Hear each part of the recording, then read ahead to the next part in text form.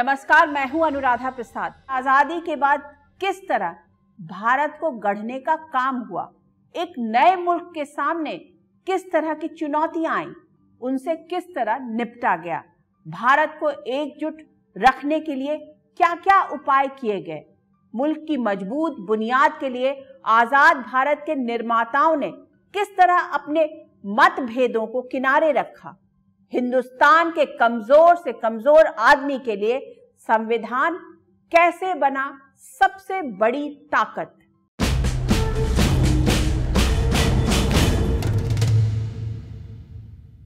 आजादी के बाद भारत को कौन जोड़ेगा?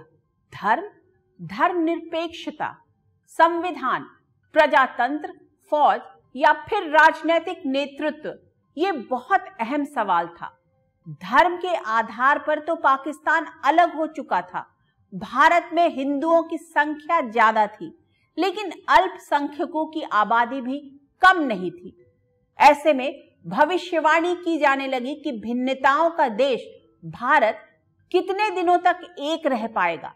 सवाल यह भी था कि शादी ब्याह, संपत्ति और अडॉप्शन जैसे नियमों को परंपराओं के हिसाब से अपनाया जाए या फिर एक कानून बने जिसे सारे भारतीय अपनाएं।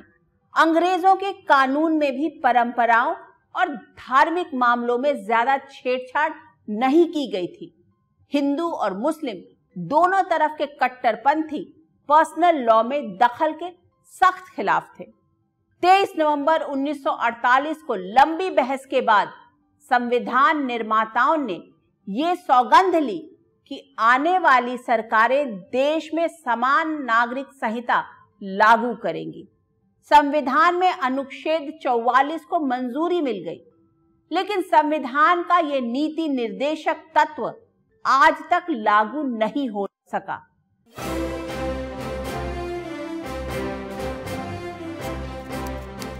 तेईस नवंबर 1949 सुबह से ही खलबली थी। पूरे हिंदुस्तान की नजर संविधान सभा की बैठक पर जमी हुई थी। एक ऐसे मसले पर बहस होनी थी जिसका असर कश्मीर से कन्याकुमारी और कच्छ से कामरूप तक हिंदुस्तान पर पड़ने वाला था। यह मसला था समान नागरिक संहिता यानी कॉमन सिविल कोड का। संविधान के अनुच्छेद 44 के प्रस्तावित प्रारूप 35 पर आखिरी बहस के लिए सदस्य पहुंच चुके थे। बहस शुरू हुई तो मद्रास से संविधान सभा के सदस्य मोहम्मद इस्माइल साहब ने कहा, अपने विशिष्ट निजी कानून का पालन करना उसके मानने वालों की जीवन प्रणाली का अनिवार्य अंग है।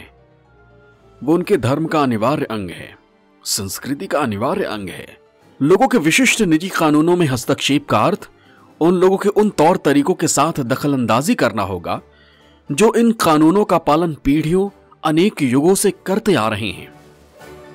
संविधान सभा में एक सोच ये भी थी कि समाज का हर वर्ग अपने निजी कानूनों से संचालित होने के लिए आजाद होगा तो दूसरों से उसके हितों का टकराव नहीं होगा।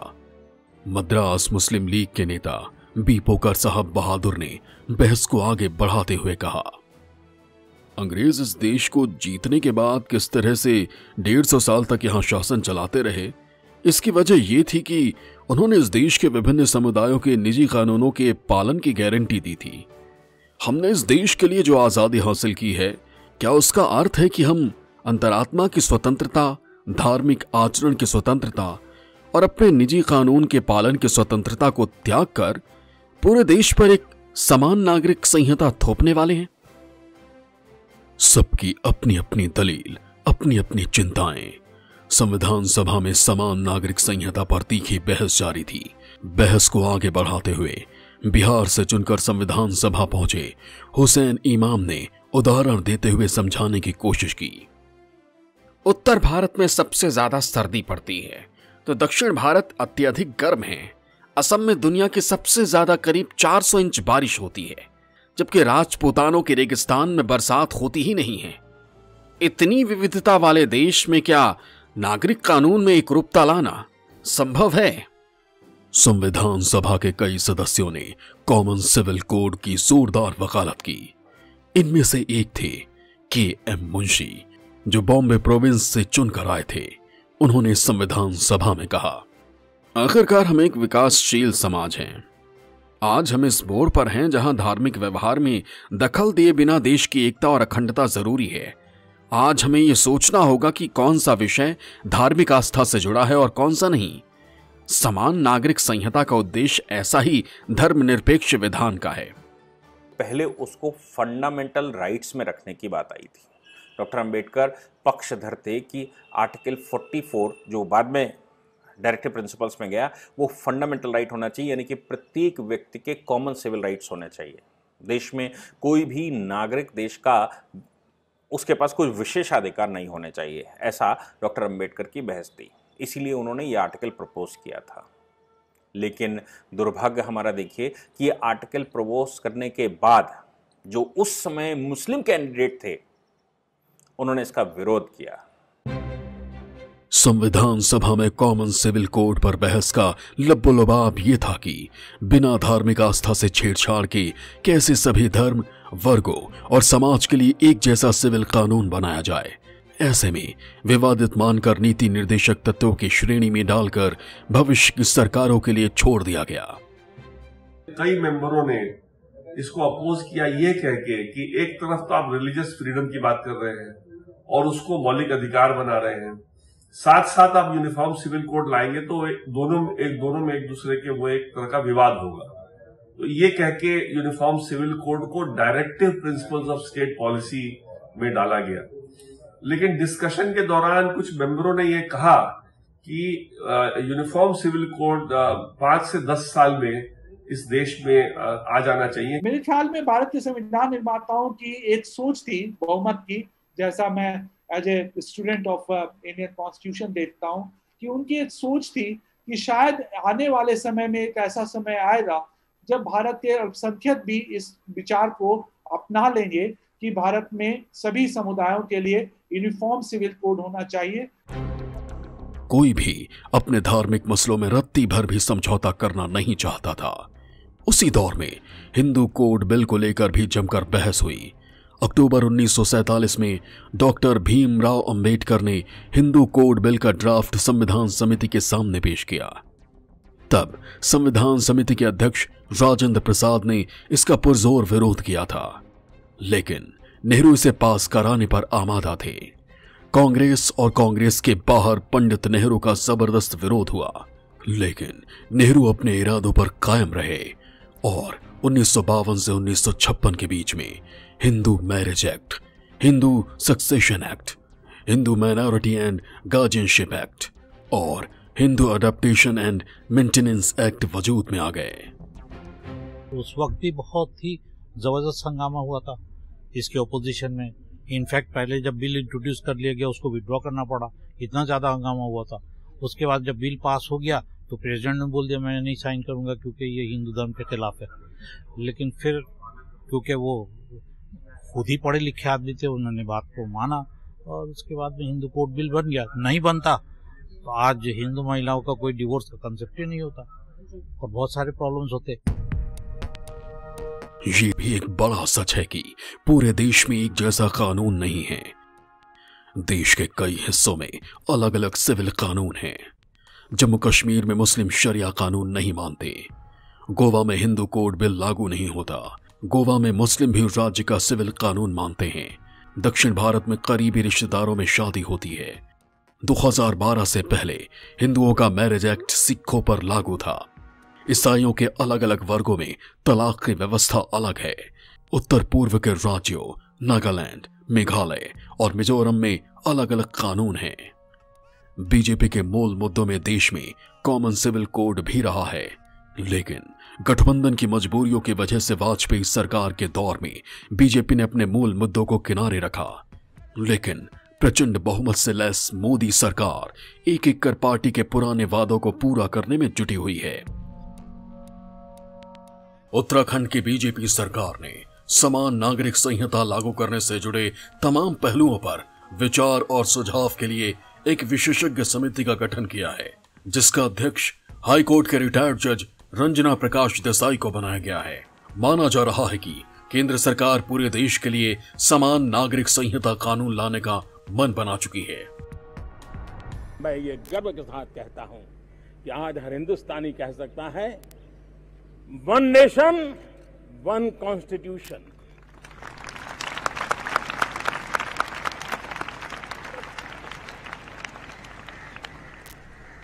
और हम सरदार साहब का एक भारत श्रेष्ठ भारत इसी सपने को चरितार्थ करने में लगे हुए हैं। तब ये साफ साफ बनता है कि हम ऐसी व्यवस्थाओं को विकसित करें जो देश की एकता को बल दे, देश को जोड़ने के लिए सीमेंटिंग फोर्स के रूप में उभर करके आए। और ये प्रक्रिया निरंतर चलनी चाहिए, वो एक समय के लिए नहीं होती है, अविरत होनी चाहिए। प्रधानमंत्री मोदी कड़े और बड़े फैसले लेने में यकीन करते हैं। वो एक एक कर बीजेपी के पुराने वादों को भी पूरा करने में पूरी शिद्दत से जुटे हुए हैं। अपने दूसरे कार्यकाल में मोदी सरकार सबसे पहले 3 तलाक के खिलाफ कानून लेकर आई। उसके बाद एक झटके में ही जम्मू कश्मीर से 370 खत्म कर दिया। अयोध्या में राम मंदिर का विवाद भी सुप्रीम कोर्ट से सुलझ गया। ऐसे में बीजेपी के सामने पुराने मुद्दों में अब सिर्फ कॉमन सिविल कोड का मुद्दा ही बाकी बचा हुआ है। वैसे तो संविधान बनाने का काम आजादी के पहले ही शुरू हो चुका था। संविधान सभा के सामने एक बड़ा सवाल धर्म को लेकर भी था। संविधान सभा के 300 में से 212 सदस्य हिंदू थे। इनमें से 203 का ताल्लुक कांग्रेस से था। 80 सदस्य मुस्लिम थे, जिनमें से 73 का संबंध मुस्लिम लीग से था। बंटवारे के बाद मुस्लिम लीग के ज्यादातर सदस्य पाकिस्तान चले गए। अब संविधान सभा में मुस्लिम लीग के सदस्यों की तादाद रह गई 28, यानी 82% सदस्य कांग्रेस के हो गए और उनमें से भी ज्यादातर हिंदू। तब कांग्रेस के भीतर ही एक विपक्ष था जिसकी आवाज बहुत बुलंद थी। संविधान सभा के सामने एक ऐसा दस्तावेज तैयार करने की जिम्मेदारी थी जिससे आजादी की फिजा में सांस ले रहे विशालकाय भारत के हर नागरिक की तरक्की के खिड़की दरवाजे खुल सके।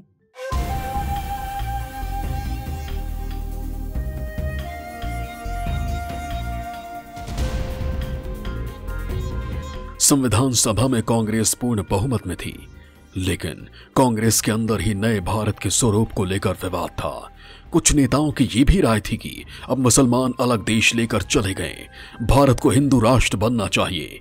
लेकिन कांग्रेस का एक हिस्सा भारत के सर्वधर्म संभाव को बनाए रखना चाहता था। बंटवारे के 10 दिन बाद ही जब संविधान सभा में अल्पसंख्यकों का मुद्दा उठा, सब अपना अपना राग अलाप रहे थे। मद्रास के मुस्लिमों ने अपने लिए अलग निर्वाचन की मांग की।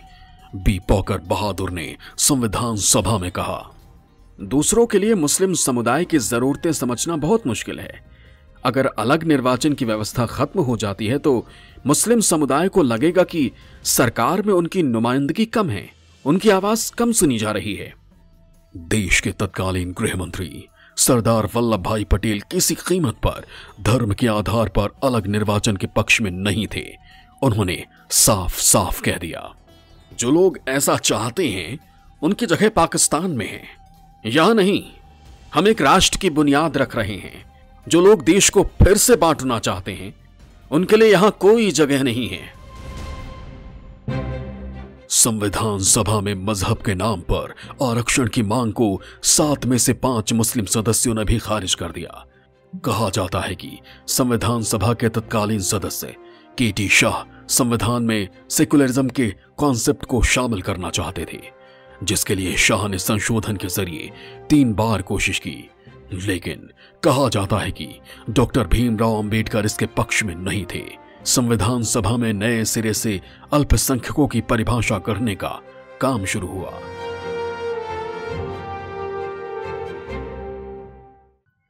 संविधान बनाने वालों में सबसे ताकतवर आवाज थी यूनाइटेड और सेंट्रल प्रोविंसेस की, यानी आज के उत्तर प्रदेश, बिहार और पंजाब के सदस्यों का दबदबा था, जिनमें से ज्यादा सदस्य ऊंची जाति के हिंदू थे। इनमें से सबसे प्रमुख थे पुरुषोत्तम टंडन। वो सरदार पटेल के काफी करीबी थे, इतने करीबी कि जवाहरलाल नेहरू के न चाहते हुए भी पटेल समर्थकों ने 1950 में उन्हें कांग्रेस का अध्यक्ष बनवा दिया। Tandon all India Hindi literature conference के उपाध्यक्ष भी थे। उनकी अगुवाई में हिंदी भाषा और देवनागरी लिपि को राष्ट्रभाषा का दर्जा दिलाने के लिए संविधान सभा के अंदर और बाहर खूब हंगामा हुआ, लेकिन हिंदी को राष्ट्रभाषा का दर्जा नहीं मिला। जिस जुबान को हिंदुस्तान के करीब आधे लोग बोल और समझ लेते हैं वो राजभाषा है, यानी सरकारी कामकाज की भाषा। इस जुबान को राष्ट्रभाषा बनाने की सबसे तगड़ी वकालत संविधान सभा में हुई और विरोध भी वहीं हुआ। संविधान सभा में अंग्रेजी बोलने वालों की तादाद अच्छी खासी थी। उनमें से एक थे गोपाल स्वामी अयंगर। उन्होंने साफ साफ कह दिया कि हमें अंग्रेजी को कई साल तक रखना होगा। तर्क दिया कि कोर्ट कचहरी से लेकर सरकारी कामकाज में अंग्रेजी बहुत भीतर तक घुसी हुई है। सी राजगोपालाचारी भी अंग्रेजी की वकालत कर रहे थे, तो दक्षिण के नेताओं ने अलग राह पकड़ रखी थी। वो अंग्रेजी का विरोध तो कर रहे थे, लेकिन हिंदी कबूल करने को तैयार नहीं थे। दंगल हिंदी और हिंदुस्तानी को लेकर भी चल रहा था। दोनों जुबान में थोड़ा अंतर है। जब लोगों ने हिंदी की मांग की कि हिंदी एक भाषा किया जाए, तो उसको अपोज किया गया और सही अपोज किया गया, क्योंकि आज के दिन में अगर हिंदी हम थोपने की कोशिश करते इस पूरे देश में तो ये देश बढ़ जाता। इसलिए हिंदी को एक यूनिफॉर्म सिविल कोड नहीं, एक हमारी भाषा नहीं बना पाए हम। और आज भी कई लोगों का मानना है कि संस्कृत और हिंदी और बाकी जो रिलीजन्स को लेकर के एक ऐसा भाषा बनाना चाहिए जो कि पूरे देश में एक्सेप्टेबल हो। जहां हिंदी पर संस्कृत की तगड़ी छाप है, वहीं हिंदुस्तानी अंग्रेजों के जमाने में लोगों की जुबान पर चढ़ी एक ऐसी भाषा है जिसमें आम बोलचाल वाले संस्कृत, अरबी, फारसी के शब्द इस्तेमाल होते हैं। 10 दिसंबर 1946 को जब संयुक्त प्रांत से संविधान सभा पहुंचे आर.वी. धुलेकर ने हिंदुस्तानी में बोलना शुरू किया तो इस पर ऐतराज जताया गया। तो उन्होंने जवाब कुछ इस अंदाज में दिया, जो हिंदुस्तानी नहीं जानते उन्हें हिंदुस्तान में रहने का हक नहीं है। जो लोग यहां भारत का संविधान बनाने आए हैं और हिंदुस्तानी नहीं जानते, वो इस सभा के सदस्य होने लायक नहीं है। अच्छा हो वो इस सभा से चले जाएं। धुलेकर की बात सुनकर संविधान सभा दंग रह गई। अध्यक्ष के आसन से ऑर्डर की आवाज आने लगी, लेकिन वो रुके नहीं, बोलते रहे। बहस लगातार चलती रही। हिंदी के पक्ष में सबसे तगड़ी दलील पुरुषोत्तम टंडन, सेठ गोविंद दास, डॉक्टर रघुवीर जैसे नेता दे रहे थे, तो अब्दुल कलाम आजाद ने हिंदुस्तानी के पक्ष में दलीलें दी। भाषा को लेकर चल रही बहस के बीच तरह तरह के फॉर्मूले आ रहे थे। कोई शुरू में 10 साल अंग्रेजी को रखने की वकालत कर रहा था, तो कोई 15 साल तक। दक्षिण के नेताओं का अपना सुर था। उनमें से एक थे टी.टी. कृष्णमचारी। पहले हमने अंग्रेजी को नापसंद किया। मुझे भी यह भाषा पसंद नहीं, क्योंकि हमें जबरन शेक्सपियर और मिल्टन के बारे में पढ़ना पड़ता है, जिसमें मेरी कोई रुचि नहीं। लेकिन अब मेरी वो उम्र नहीं कि जबरन थोपी गई हिंदी सीख सकूं। 14 जुलाई 1947 को संविधान सभा में प्रस्ताव आया कि हिंदुस्तानी की जगह हिंदी को देश की भाषा माना जाए। कुछ सदस्य हिंदी के पक्ष में थे तो कुछ हिंदुस्तानी के पक्ष में। जब आम राय नहीं बन पाई तो मतदान हुआ। हिंदुस्तानी पर हिंदी भारी पड़ी। फैसला हुआ देवनागरी लिपि में लिखी हुई हिंदी को राजभाषा बनाने का, और हिंदी राजभाषा बन गई। लेकिन आज भी सरकारी कामकाज से अंग्रेजी रिटायर नहीं हुई है। हिंदी को राष्ट्रभाषा बनाने को लेकर अक्सर आवाज उठती रहती है। संविधान में भारत को राज्यों का संघ कहा गया। संघ और राज्यों के बीच शक्तियों का साफ साफ बंटवारा किया गया। दोनों के अधिकार क्षेत्र यूनियन लिस्ट, स्टेट लिस्ट और कॉन्करेंट लिस्ट में बांट दिए गए। एक ऐसी लक्ष्मण रेखा खींची गई जिससे संघ और राज्यों के बीच टकराव की नौबत कम से कम आए। संविधान सभा में हर तरह के विवादों को सुलझाने की बहुत ही ईमानदार कोशिश हुई। लेकिन कई विवाद जड़ से खत्म नहीं हुए। संविधान निर्माताओं को एक और बेहद मुश्किल सवाल से जूझना पड़ा। कुछ सदस्यों ने कहा कि हमें गांधीवादी संविधान चाहिए। गांधी का संविधान यानी पंचायती राज पर आधारित व्यवस्था। खुद डॉक्टर अंबेडकर इसके सबसे बड़े विरोधी थे। गांव को लेकर अंबेडकर के विचारों पर जमकर हंगामा हुआ। सोशलिस्ट एचवी कामत ने अंबेडकर को शहर में रहने वाला नकचढ़ा कह दिया। इतनी तल्खी के बीच कैसे एक ऐसी व्यवस्था को जन्म दिया गया जिसमें दिल्ली को राज्यों से ज्यादा ताकत मिली। महात्मा गांधी लोकतंत्र और आर्थिक स्वराज को भारत के आखिरी आदमी तक पहुंचाना चाहते थे। उनके सपनों के भारत में सत्ता का केंद्र आखिरी आदमी से शुरू होकर पंचायत के रास्ते आखिर में दिल्ली तक पहुंचता। संविधान सभा में कांग्रेस के ज्यादातर सदस्य गांधीवादी संविधान की वकालत कर रहे थे, लेकिन डॉक्टर भीमराव अंबेडकर ने ऐसी व्यवस्था का सबसे तीखा विरोध किया। ऐसा ग्राम स्वराज भारत को तबाह कर देगा। इतना ही नहीं, अंबेडकर ने कहा कि गांव क्या है? गांव अज्ञानता, संकीर्णता और सांप्रदायिकता के गढ़ हैं, जहां से छुआछूत और उत्पीड़न की राह निकलती है। गांवों के बारे में इतनी तल्ख टिप्पणी के लिए अंबेडकर की जमकर आलोचना हुई। किसान नेता एनजी रंगा ने तो यहां तक कह दिया कि उनके लिए हमारे देश की सभी लोकतांत्रिक परंपराएं खत्म हो चुकी हैं। अगर उनको सिर्फ दक्षिण भारत में ग्राम पंचायतों के काम और उपलब्धियां पता होती जो हजारों साल में हुई हैं, तो ऐसी बातें नहीं करते। संविधान सभा में शासन के अलग अलग मॉडल को लेकर लगातार चर्चा चलती रही और आखिर में जो शासन व्यवस्था निकली उसमें सत्ता दिल्ली से निकलकर समाज के आखिरी आदमी तक पहुंची।